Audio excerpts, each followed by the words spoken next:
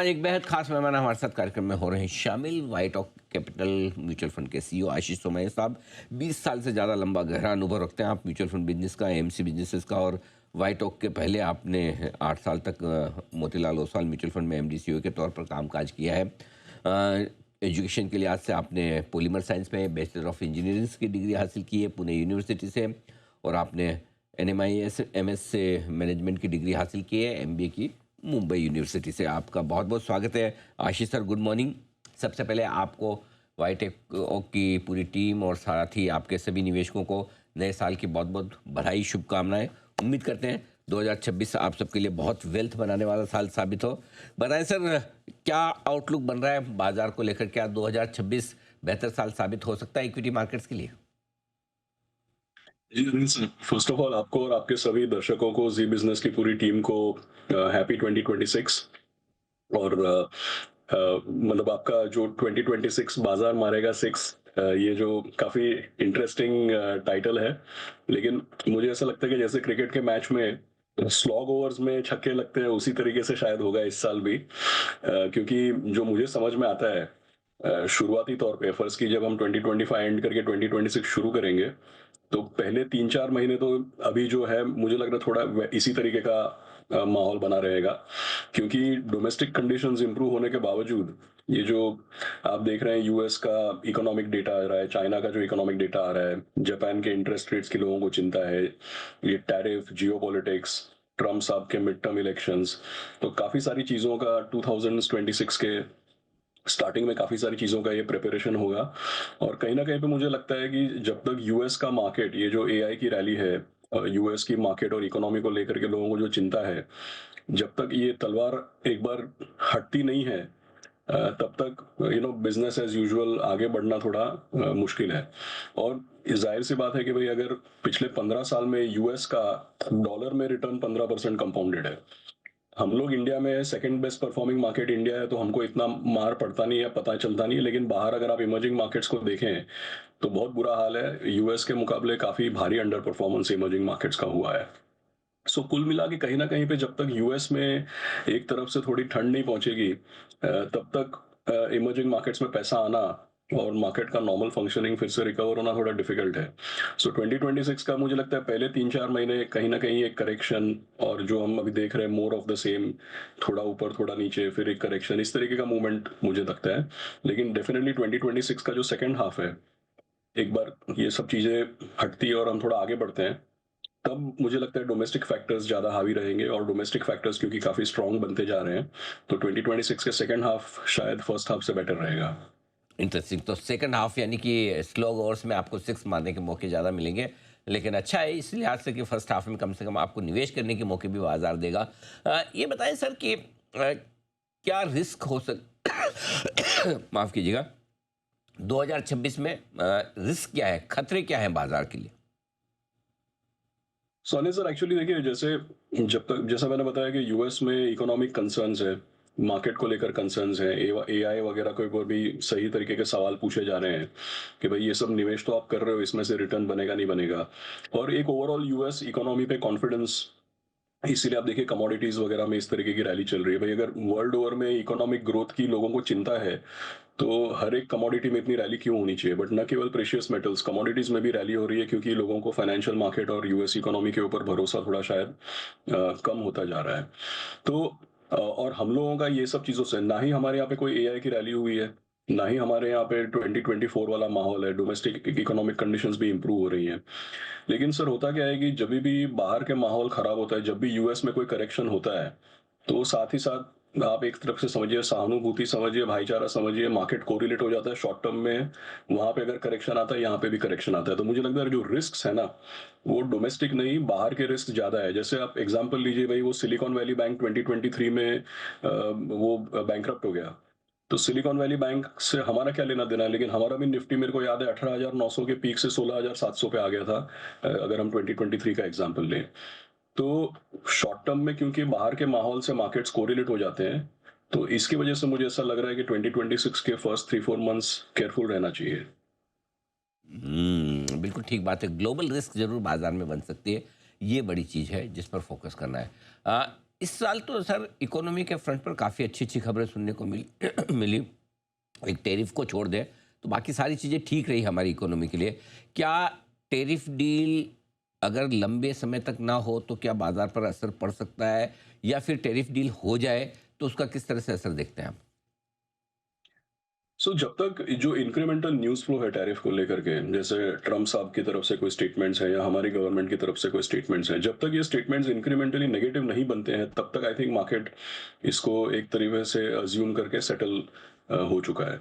तो टैरिफ को लेकर के अगर समझिए कोई फ्री ट्रेड एग्रीमेंट की अनाउंसमेंट होती है या कोई पॉजिटिव कमेंट्री आती है, तब तो मार्केट पॉजिटिव इसको पॉजिटिव रिएक्शन दे सकता है। लेकिन जब तक नेगेटिव कोई प्रोनाउंसमेंट या नेगेटिव कमेंट्री नहीं आती है, तब तक आई थिंक मार्केट इसी तरीके से स्टेबल रहेगा, क्योंकि जो है वो तो डाइजेस्ट हो चुका है। तो यहाँ से तो पॉजिटिव की ज़्यादा उम्मीद है। और अगर कमेंट्री नेगेटिव नहीं भी होती है, तो मार्केट जिस तरीके से चल रहा है इसी तरीके से चलेगा। मुझे लगता है कि फ्री ट्रेड एग्रीमेंट अभी धीमे धीमे एक बहुत बड़ा हेडलाइन आइटम या एक बहुत बड़ा न्यूज़ या रोज चर्चा में रहा नहीं है, क्योंकि मार्केट इसको एडजस्ट कर चुका है शायद कहीं ना कहीं पे। अगर कोई पॉजिटिव प्रोनाउंसमेंट आती है, तब पॉजिटिव रिएक्शन देखने को मिलेगा। ठीक बात है। अच्छा सर, ये बताएँ कि भले ही पैसा ना बना हो, लेकिन इस साल लोकल हमारे घरेलू निवेशकों का भरोसा पूरा रहा। डायरेक्टली म्यूचुअल फंड्स के ज़रिए पैसा भरपूर आया है। अगर शुरुआत में जैसा आप कह रहे हैं कि 4-6 महीने मुश्किल भरे हो सकते हैं, पैसा बाद में बने, कॉन्फिडेंस बना रहेगा, फ्लोज़ बने रहेंगे, दिक्कत तो नहीं? नहीं, अनिल सर, एक्चुअली मैंने देखा है कि हर मार्केट के हर माहौल में ना कुछ इन्वेस्टर्स ऐसे होते हैं जो नए हैं, कुछ को है 3 साल का एक्सपीरियंस और कुछ को है 30 साल का एक्सपीरियंस। तो हर कोहोर्ट के हर तरीके के निवेशक हमेशा मार्केट में रहते हैं। और हमारे यहाँ पे भी एडवांटेज क्या है कि भाई समझिए कि 6 करोड़ लोग एसआईपी कर रहे हैं। तो बात यह है कि सॉरी, म्यूचुअल फंड के 6 करोड़ यूनिक इन्वेस्टर हैं। S I P obviously, S I P folios तो बहुत ज्यादा हैं, लेकिन समझिए कि 6 crore unique mutual fund investor हैं।